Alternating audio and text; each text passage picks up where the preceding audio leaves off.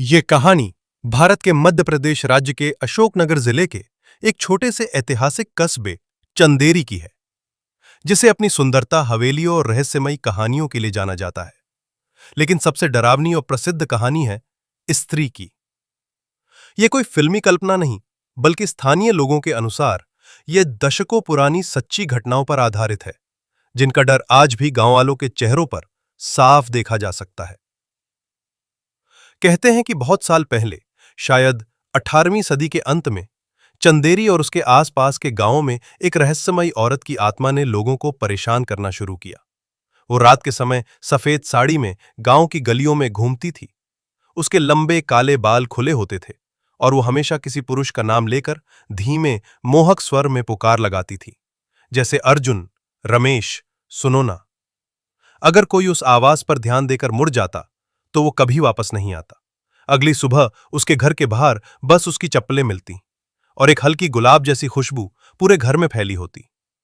धीरे धीरे लोगों को समझ आने लगा कि ये कोई इंसान नहीं, बल्कि एक भटकती आत्मा है, जिसे सभी ने मिलकर नाम दिया स्त्री। डर इतना फैल गया कि लोग रात होते ही घरों में बंद हो जाते और हर दरवाजे के बाहर बड़े बड़े अक्षरों में लाल रंग से लिखने लगे, ओ स्त्री, कल आना। लोगों का मानना था कि यह आत्मा बेहद आज्ञाकारी है। अगर उससे विनती की जाए तो वो अगले दिन लौट जाती है, लेकिन कभी अंदर नहीं आती। इस अजीब परंपरा के बाद धीरे धीरे गांव से गायब होने की घटनाएं कम होने लगी। लेकिन डर पूरी तरह खत्म नहीं हुआ। आज भी कई पुराने घरों, हवेलियों और मंदिरों के बाहर ये लाइन आपको दिख जाएगी। स्थानीय पुजारियों और बुजुर्गों का कहना है कि स्त्री असल में एक नवविवाहित महिला की आत्मा है, जिसे किसी युद्ध के दौरान सैनिकों ने मार दिया था। वो अपने पति को ढूंढती फिरती है और उसकी आत्मा कभी मुक्ति नहीं पा सकी।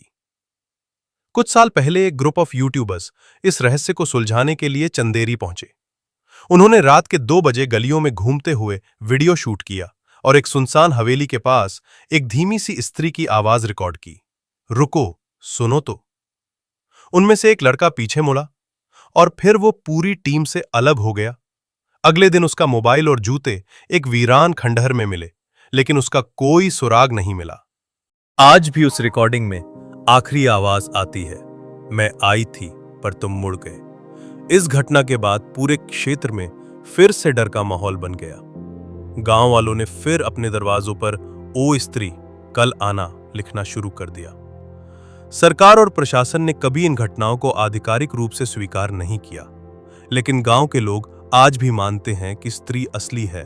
वो अब भी किसी नए नाम की तलाश में है, किसी ऐसी आवाज की जो उसकी पुकार पर मुड़ जाए। इसलिए अगर आप कभी चंदेरी जाएं और रात को कोई मीठी आवाज आपका नाम लेकर पुकारे, तो कभी पीछे मत मुड़ना।